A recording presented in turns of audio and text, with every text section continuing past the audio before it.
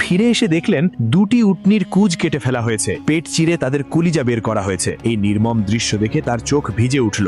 খবর এলো এই কাজ করেছেন তারই চাচা বীর সাহসী হজরত হামজা রাদিয়াল্লাহু আনহু, যিনি তখন নেশার প্রভাবে ছিলেন। হজরত আলীর বয়স তখন 22-25 বছর। ব্যথিত হৃদয়ে হজরত আলী নবী করিম সাল্লাল্লাহু আলাইহি ওয়াসাল্লামের কাছে গিয়ে সব জানালেন। নবীজি সঙ্গে সঙ্গে হামজা রাদিয়াল্লাহু আনহু এর কাছে পৌঁছালেন, যেখানে সে তার বন্ধুদের সাথে বসেছিলেন।